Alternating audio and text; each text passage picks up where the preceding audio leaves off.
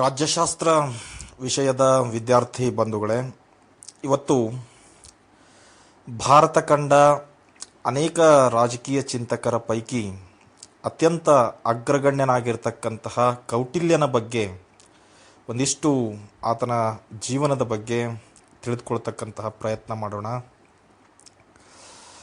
ಕೌಟಿಲ್ಯ ತಮಗೆಲ್ಲ ಗೊತ್ತಿರೋ ಹಾಗೆ ಜಗತ್ತಿನ ಶ್ರೇಷ್ಠ ರಾಜಕೀಯ ಚಿಂತಕರಲ್ಲಿ ಕೌಟಿಲ್ಯನನ್ನೂ ಕೂಡ ಪರಿಗಣಿಸ್ತಕ್ಕಂತಹ ಒಬ್ಬ ವ್ಯಕ್ತಿ. ಪ್ರಾಚೀನ ಭಾರತದ ರಾಜಕೀಯ ಚಿಂತನೆಯ ಪಿತಾಮಹ ಅಂಥೇಳಿ ಕೌಟಿಲ್ಯನನ್ನು ನಾವು ಪರಿಗಣಿಸ್ತೇವೆ. ಕಾರಣ ಏನಪ್ಪ ಅಂತ ಕೇಳಿದ್ರೆ, ರಾಜ್ಯಾಡಳಿತ ಮತ್ತು ಸಾರ್ವಜನಿಕ ಜೀವನವನ್ನು ಕುರಿತಾದಂತಹ ಕೌಟಿಲ್ಯನ ಚಿಂತನೆಗಳೇನಿದ್ದಾವೆ ಅವು ಬಹಳ ಅಮೂಲ್ಯವಾದಂತಹ ಚಿಂತನೆಗಳು ಆಗಿದ್ವು. ಭಾರತದ ರಾಜಕೀಯ ಚಿಂತಕರಿಗಿಂತ ಉಳಿದೆಲ್ಲ ರಾಜಕೀಯ ಚಿಂತಕರಿಗಿಂತ ಕೊಂಚ ಭಿನ್ನವಾದಂತಹ ವಿಚಾರಧಾರೆಗಳನ್ನ ಆತ ಮಂಡಿಸ್ತಕ್ಕಂಥ ಕೆಲಸವನ್ನು ಆರಂಭದಲ್ಲೇ ಮಾಡ್ದ. ಹಾಗಾಗಿ ಆತನನ್ನು ರಾಜ್ಯಶಾಸ್ತ್ರದ ಪಿತಾಮಹ ಅಂತ ಕರಿತೇವೆ. ಜೊತೆಗೆ ಕೌಟಿಲ್ಯನನ್ನು ರಾಜಕೀಯ ವಾಸ್ತವವಾದಿ, ಪೊಲಿಟಿಕಲ್ ರಿಯಲಿಸ್ಟ್ ಅಂತ ಹೇಳಿ ಕರಿತಕ್ಕಂತಹ ಕೆಲಸ ಮಾಡ್ತೇವೆ. ಅಂದರೆ ಊಹಾತ್ಮಕವಾದಂತಹ ಕಲ್ಪನಾತ್ಮಕವಾದಂತಹ ವಿಚಾರಗಳನ್ನು ಮಂಡಿಸ್ತೇನೆ, ಅಸ್ತಿತ್ವದಲ್ಲಿ ಇರ್ತಕ್ಕಂತಹ ಪ್ರಾಕ್ಟಿಕಲ್ ಆದಂತಹ ರಾಜಕೀಯ ವಿಚಾರಗಳನ್ನು, ವಿದ್ಯಮಾನಗಳನ್ನು ಕುರಿತಂತೆ ತನ್ನ ಚಿಂತನೆಯನ್ನು ಮಂಡಿಸಿದ್ದಕ್ಕೋಸ್ಕರ ಆತನನ್ನು ಪೊಲಿಟಿಕಲ್ ರಿಯಲಿಸ್ಟ್ ಅಂಥೇಳಿ ನಾವು ಪರಿಗಣಿಸ್ತೇವೆ. ಹೀಗಾಗಿ ಕೌಟಿಲ್ಯನಿಗೆ ಭಾರತದ ರಾಜಕೀಯ ಚಿಂತನೆಯಲ್ಲಿ ಒಂದು ಮಹತ್ವದ ಸ್ಥಾನ ಇದೆ ಅಂತಕ್ಕಂಥದ್ದು ನಾವು ಪರಿಚಯಾತ್ಮಕವಾಗಿ ತಿಳಿದುಕೊಳ್ಬೇಕಾಗತ್ತೆ. ಇನ್ನು ಕೌಟಿಲ್ಯನ ಜನನ ಮತ್ತು ಸ್ಥಳ, ಆ ಜನ್ಮ ಸ್ಥಳ ಯಾವುದು, ಆತನ ಕಾಲ ಏನು ಅನ್ನೋದನ್ನು ನೋಡೋದಾದರೆ, ಕೌಟಿಲ್ಯನ ಒಂದು ಜನನದ ಬಗ್ಗೆ ಆಗಲಿ, ಜನ್ಮಸ್ಥಳದ ಬಗ್ಗೆ ಆಗಲಿ ಅಥವಾ ಕಾಲದ ಬಗ್ಗೆ ಆಗಲಿ ನಿಖರವಾದಂತಹ ಆಧಾರಗಳು ನಮಗೆ ಲಭ್ಯ ಇಲ್ಲ. ಆದಾಗ್ಯೂ ಇತಿಹಾಸಕಾರರು ಏನು ಹೇಳ್ತಾರೆ ಅಂತಂದರೆ, ಆತ ಕೌಟಿಲ್ಯ ಅಂತಕ್ಕಂಥವನು ಕ್ರಿಸ್ತಪೂರ್ವ 350ರಿಂದ 250 ನಡುವೆ ಬಾಳಿ ಬದುಕಿರಬಹುದು ಅಂಥೇಳಿ ಅಭಿಪ್ರಾಯ ಪಡ್ತಿದ್ದಾರೆ. ಅಂದರೆ ಎಲ್ಲ ಇತಿಹಾಸಕಾರರು ಸಮ್ಮತಿಸುವ ಹಾಗೆ ಆತನ ಕಾಲವನ್ನು ಕ್ರಿಸ್ತಪೂರ್ವ 350ರಿಂದ 250 ಅಂತ ಪರಿಗಣಿಸ್ತೇವೆ. ಹೆಚ್ಚು ಕಡಿಮೆ ಕ್ರಿಸ್ತಪೂರ್ವ 4ನೇ ಶತಮಾನದಲ್ಲಿ ಈತ ಬಾಳಿದ್ದ ಅಥವಾ ತನ್ನ ಒಂದು ಅಸ್ತಿತ್ವವನ್ನು ಹೊಂದಿದ್ದ ಅಂತಕ್ಕಂಥದ್ದು ನಮಗೆ ಗೊತ್ತಾಗತ್ತೆ. ಲಭ್ಯ ಇರತಕ್ಕಂತಹ ದಾಖಲೆಗಳ ಪ್ರಕಾರ ಆತನ ಜನ್ಮಸ್ಥಳ ಯಾವುದಪ್ಪ ಅಂತಂದರೆ ತಕ್ಷಶಿಲೆ ಅಂತಕ್ಕಂಥದ್ದು ಆತನ ಜನ್ಮಸ್ಥಳ ಆಗಿತ್ತು ಅಂತಕ್ಕಂಥದ್ದು. ಹೀಗೆ ಕ್ರಿಸ್ತಪೂರ್ವ 4ನೇ ಶತಮಾನದಲ್ಲಿ ಇನ್ ಬಿಟ್ವೀನ್ 350 ಆ್ಯಂಡ್ 250 BC ಆತ ಬದುಕಿದ್ದ ಅಂತಕ್ಕಂಥದ್ದು ಆತನ ಕಾಲ ಮತ್ತು ಕಾಲಕ್ಕೆ ಸಂಬಂಧಪಟ್ಟಂಗೆ ತಿಳ್ಕೊಳ್ಳೋದಾದರೆ ತಕ್ಷಶಿಲೆಯಲ್ಲಿ ಆತ ಜನ್ಮ ತಾಳಿದ್ದ ಅಂತಕ್ಕಂಥದ್ದು ಗಮನಾರ್ಹವಾದಂತಹ ಅಂಶ. ಇನ್ನು ಆತನ ಮೂಲ ಹೆಸರಿನ ಬಗ್ಗೆ ನಾವು ತಿಳ್ಕೊಳ್ಬೇಕು ಅಂತಂದರೆ, ಮೂಲ ಹೆಸರು ಏನಾಗಿತ್ತು ಕೌಟಿಲ್ಯಂದು ಅಂತ ಕೇಳಿದ್ರೆ, ಚಾಣಕ್ಯ ಅಥವಾ ವಿಷ್ಣುಗುಪ್ತ ಅಂತಕ್ಕಂತಹ ಮೂಲ ಹೆಸರುಗಳನ್ನು, 2 ಮೂಲ ಹೆಸರುಗಳನ್ನು ಕೌಟಿಲ್ಯ ಹೊಂದಿದ್ದ. ಚಣುಕಪುರಿ ಅಂತಕ್ಕಂತಹ ಸ್ಥಳದಲ್ಲಿ ಆತ ಜನ್ಮ ತಾಳಿದ್ರಿಂದ ಚಾಣಕ್ಯ ಅಂತಕ್ಕಂಥ ಹೆಸರು ಬಂತು ಅಂಥೇಳಿ ಕೆಲವು ತಜ್ಞರು ಅಭಿಪ್ರಾಯವನ್ನು ಪಡ್ತಾರೆ. ಸೊ ಚಾಣಕ್ಯ ಮತ್ತು ವಿಷ್ಣುಗುಪ್ತ ಅನ್ನೋ 2 ಹೆಸರುಗಳಿಂದ ಗುರುತಿಸಲ್ಪಡ್ತಿದ್ದಂತಹ ವ್ಯಕ್ತಿ ಮುಂದೆ ಕೌಟಿಲ್ಯ ಅಂಥೇಳಿ ಪುನರ್ನಾಮಕರಣಗೊಳಿಸ್ತಕ್ಕಂಥ ಕೆಲಸ ಮಾಡ್ದ. ಹಾಗಾದರೆ ಯಾಕೆ ಈತನಿಗೆ ಕೌಟಿಲ್ಯ ಅನ್ನೋ ಹೆಸರು ಬಂತು ಅನ್ನೋದನ್ನು ನೋಡೋದಾದರೆ, ಈತ ತನ್ನ ರಾಜಕೀಯ ಚಿಂತನೆಯಲ್ಲಿ ಹೆಚ್ಚು ಪ್ರಾಮುಖ್ಯತೆ ಕೊಟ್ಟದ್ದು ಕುಟಿಲ ವಿಚಾರಗಳು ಆತನ ಚಿಂತನೆಯಲ್ಲಿ ಪ್ರಾಮುಖ್ಯತೆ ಪಡೆದಿದ್ದರಿಂದಾಗಿ, ಮತ್ತು ಆ ಕುಟಿಲ ತಂತ್ರಗಳನ್ನು ಕುರಿತ ಉಪನ್ಯಾಸಗಳನ್ನು ಆತ ಹೆಚ್ಚಾಗಿ ನೀಡ್ತಾ ಇದ್ದಿದ್ದರಿಂದಾಗಿ ಆತನಿಗೆ ಕೌಟಿಲ್ಯ ಅಂತಕ್ಕಂತಹ ಹೆಸರು ಬಂತು ಅಂಥೇಳಿ ಅಭಿಪ್ರಾಯವನ್ನು ಚಿಂತಕರು ತಿಳಿಸ್ತಾರೆ. ಮುಂದೆ ಈತನ ವಿದ್ಯಾಭ್ಯಾಸ ಎಲ್ಲಾಯಿತು ಅಂತ ನೋಡೋದಾದರೆ, ಕೌಟಿಲ್ಯ ತನ್ನ ಆರಂಭಿಕ ಶಿಕ್ಷಣವನ್ನು ನಳಂದ ವಿಶ್ವವಿದ್ಯಾನಿಲಯ, ಪ್ರಾಚೀನ ಭಾರತದ ಅತ್ಯಂತ ಶ್ರೇಷ್ಠ ವಿದ್ಯಾಸಂಸ್ಥೆಯಾಗಿತ್ತು ನಳಂದ ವಿಶ್ವವಿದ್ಯಾನಿಲಯ. ಅಲ್ಲಿ ವಿದ್ಯಾಭ್ಯಾಸವನ್ನು ಮಾಡ್ದ.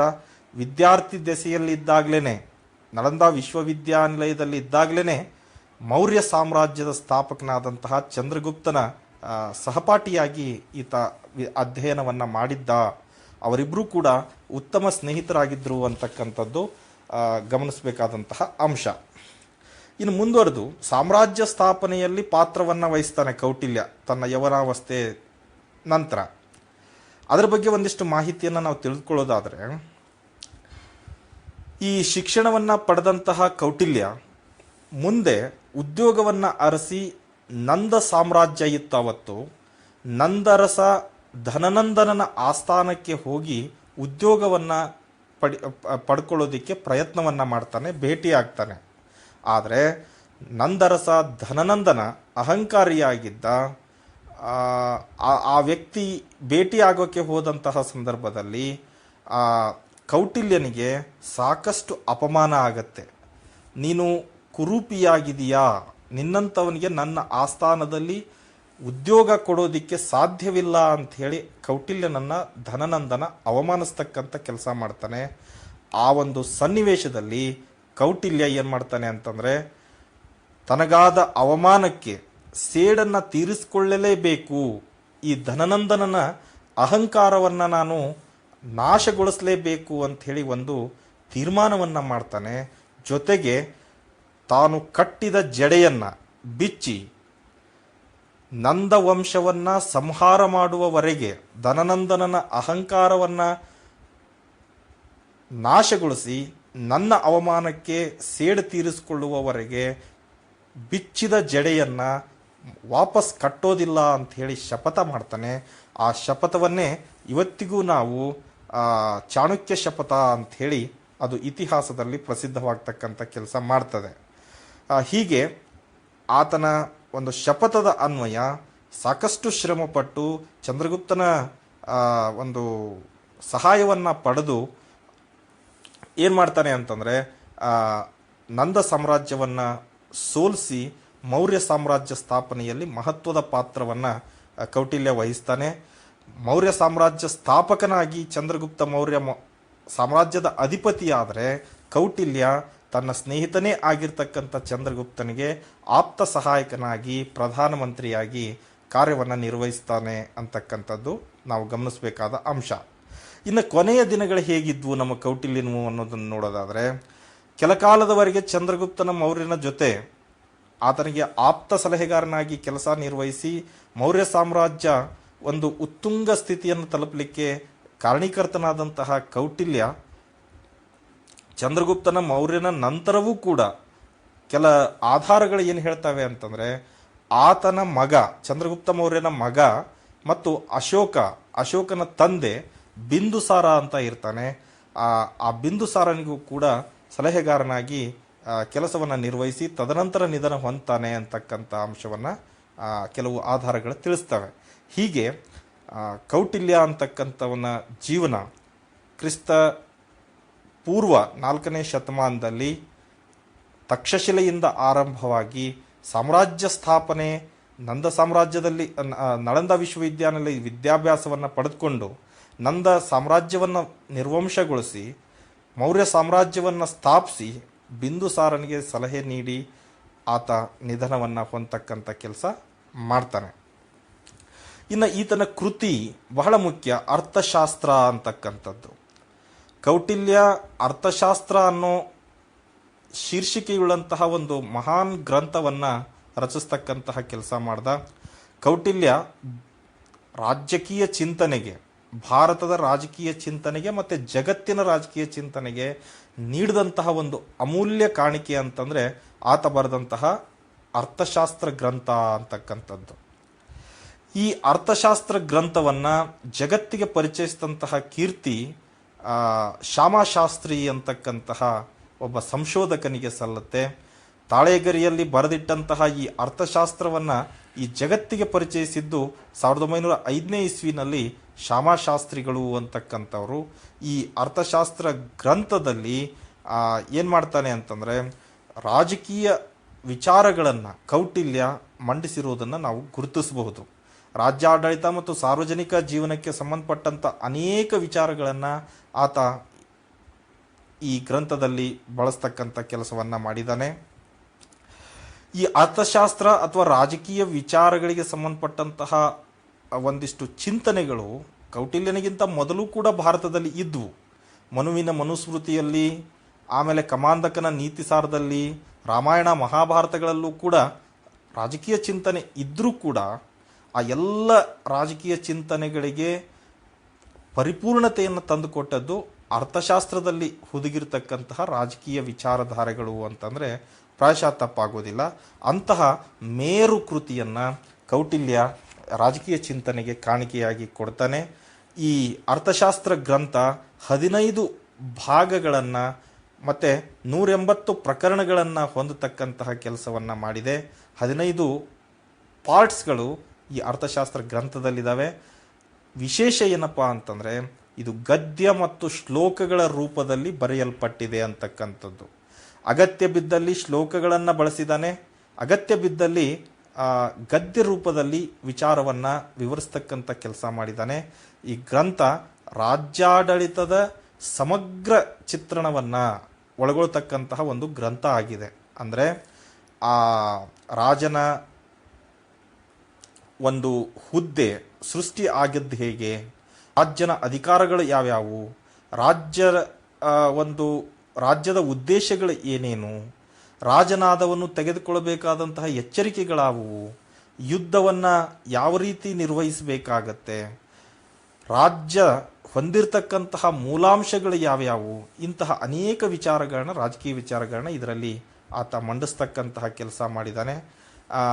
ವಿಶೇಷವಾಗಿ ಅಧ್ಯಯನ ದೃಷ್ಟಿಯಿಂದ ಈ ಅರ್ಥಶಾಸ್ತ್ರ ಗ್ರಂಥದಲ್ಲಿ ಕಂಡು ಬರ್ತಕ್ಕಂತಹ ಪ್ರಮುಖ ಅಂಶಗಳನ್ನು ನಾವು ನೋಡೋದಾಯಿತು ಅಂತಂದರೆ, ಮೊದಲನೇದ್ದು ಕೇಂದ್ರೀಯ ಮತ್ತು ಸ್ಥಾನಿಕ ಆಡಳಿತದ ಬಗ್ಗೆ ಬೆಳಕು ಚೆಲ್ತಾನೆ. ಅಂದರೆ central administration and provincial administration ಅಂತ ಏನು ಕರಿತೇವೆ, ಸ್ಥಳೀಯವಾದಂತಹ ಆಡಳಿತ ಹೇಗಿರಬೇಕು ಮತ್ತು ಕೇಂದ್ರ ಮಟ್ಟದ ಆಡಳಿತ ಹೇಗಿರಬೇಕು ಅನ್ನೋದ್ರ ಬಗ್ಗೆ ಸಾಕಷ್ಟು ವಿಚಾರಗಳನ್ನ ಆತ ಚರ್ಚಿಸ್ತಕ್ಕಂಥ ಕೆಲಸ ಮಾಡಿದ್ದಾನೆ. ಇದರ ಜೊತೆಗೆ ರಾಜ್ಯದ ಮೂಲಾಂಶಗಳನ್ನು ವಿವರಿಸಲಿಕ್ಕೋಸ್ಕರ ಸಪ್ತಾಂಗ ಸಿದ್ಧಾಂತ, ಇದು ಎರಡನೇದ್ದು. ಸಪ್ತಾಂಗ ಸಿದ್ಧಾಂತವನ್ನು ಮಂಡಿಸೋ ಮೂಲಕ ಗ್ರಂಥದಲ್ಲಿ ರಾಜ್ಯದ ಮೂಲಾಂಶಗಳು ಯಾವ್ಯಾವು ಅಂತಕ್ಕಂಥದ್ದನ್ನು 7 ಮೂಲಾಂಶಗಳನ್ನು ಆತ ಇಲ್ಲಿ ಎಕ್ಸ್ಪ್ಲೈನ್ ಮಾಡಿದ್ದಾನೆ. ಇನ್ನು ಮೂರನೇದ್ದು ಆರ್ಥಿಕಾಭಿವೃದ್ಧಿ ಹೇಗಾಗಬೇಕು, ಒಂದು ರಾಜ್ಯ ಪ್ರಗತಿ ಪಥದಲ್ಲಿ ಹೋಗಬೇಕು ಅಂದರೆ ಆರ್ಥಿಕತೆ ಬಹಳ ಮುಖ್ಯ ಅನ್ನೋದನ್ನು ವಿವರಿಸ್ತಕ್ಕಂಥ ಕೆಲಸ ಮಾಡಿ ರಾಜನಾದವನು ಯಾವ ರೀತಿ ಕ್ರಮಗಳನ್ನು ಕೈಗೊಳ್ಳಬೇಕು ಅಂತ ಹೇಳ್ತಾನೆ. ಜೊತೆಗೆ 4ನೇದಾಗಿ ತೆರಿಗೆ ಮತ್ತು ನಾಣ್ಯ ಪದ್ಧತಿಗಳ ಬಗ್ಗೆ ಎಕ್ಸ್ಪ್ಲೈನ್ ಮಾಡಿದ್ದಾನೆ. ಅದರ ಜೊತೆಗೆ ಯುದ್ಧ ನೀತಿ, ಒಬ್ಬ ರಾಜನಾದವನು ಯಾವ ಸಂದರ್ಭದಲ್ಲಿ ಯಾರೊಡನೆ ಯುದ್ಧ ಮಾಡಬೇಕು ಅನ್ನೋದನ್ನು ಬಹಳ ವಾಸ್ತವಿಕ ನೆಲೆಗಟ್ಟಿನಲ್ಲಿ ಮಂಡಲ ಸಿದ್ಧಾಂತ ಮತ್ತು ಷಡ್ಗುಣ್ಯ ಸಿದ್ಧಾಂತವನ್ನು ಈ ಅರ್ಥಶಾಸ್ತ್ರ ಗ್ರಂಥದಲ್ಲಿ ತಿಳಿಸ್ತಕ್ಕಂಥ ಕೆಲಸ ಮಾಡಿದ್ದಾನೆ. ಇದರ ಜೊತೆಗೆ ವಿದೇಶಾಂಗ ನೀತಿ ಇರ್ಬೋದು, ನೌಕಾದಳ, ಭೂದಳ, ಬೇರೆ ಬೇರೆ ಸೈನಿಕ ದಳಗಳ ಬಗ್ಗೆ ಹೇಳಿದ್ದಾನೆ. ಹೀಗೆ ಒಟ್ಟಾರೆ ಕೌಟಿಲ್ಯನ ಅರ್ಥಶಾಸ್ತ್ರದಲ್ಲಿ ರಾಜ್ಯಾಡಳಿತಕ್ಕೆ ಮತ್ತು ಸಾರ್ವಜನಿಕ ಜೀವನಕ್ಕೆ ಸಂಬಂಧಪಟ್ಟಂತಹ ಸಮಗ್ರವಾದ ವಿವರಣವನ್ನು ನಾವು ಗುರುತಿಸಬಹುದು ಅಂತಕ್ಕಂಥ ಅಂಶವನ್ನು ತಾವು ನೆನಪಿಡಬೇಕಾಗತ್ತೆ ಅಂತ ಹೇಳ್ತಾ, ಉಳಿದೆಲ್ಲ ರಾಜಕೀಯ ಚಿಂತಕರಿಗಿಂತ ಅವರೆಲ್ಲರನ್ನೂ ಹಿಂದಿಕ್ಕಿ ಕೌಟಿಲ್ಯ ಭಾರತದ, ಅದರಲ್ಲೂ ಪ್ರಾಚೀನ ಭಾರತದ ರಾಜಕೀಯ ಚಿಂತನೆಯ ಪಿತಾಮಹ ಅಂತ ಕರೆಸ್ಕೊಳ್ಳೋದಕ್ಕೆ ಕಾರಣ ಏನಪ್ಪ ಅಂತ ಕೇಳಿದ್ರೆ, ಆತ ವಾಸ್ತವಿಕ ವಿಚಾರಗಳ ಮೇಲೆ ಬೆಳಕು ಚೆಲ್ಲಿರೋದು. ಹಾಗಾಗಿಯೇ ಆತನನ್ನು ರಾಜಕೀಯ ವಾಸ್ತವವಾದಿ ಅಂಥೇಳಿ ನಾವು ಕರಿತೇವೆ. ಸೊ ಇಂತಹ ಕೌಟಿಲ್ಯ ಅರ್ಥಶಾಸ್ತ್ರ ಗ್ರಂಥವನ್ನು ಬರೆದ, ಅರ್ಥಶಾಸ್ತ್ರ ಗ್ರಂಥದಲ್ಲಿ ಇರತಕ್ಕಂತಹ ಅನೇಕ ಸಿದ್ಧಾಂತಗಳನ್ನು ಕೂಡ ಬರೋ ದಿನಗಳಲ್ಲಿ ಚರ್ಚಿಸ್ತಕ್ಕಂಥ ಪ್ರಯತ್ನವನ್ನು ಮಾಡೋಣ ಅಂತ ಹೇಳ್ತಾ, ತಮಗೆ ಕೌಟಿಲ್ಯನನ್ನು, ಆತನ ಜೀವನವನ್ನು ಕುರಿತಂತೆ ಒಂದಿಷ್ಟು ಮಾಹಿತಿ ದೊರೆತಿದೆ ಅಂತ ಭಾವಿಸಿ ಈ ಒಂದು ವಿಡಿಯೋವನ್ನು ಮುಗಿಸ್ತೇನೆ. ಧನ್ಯವಾದ.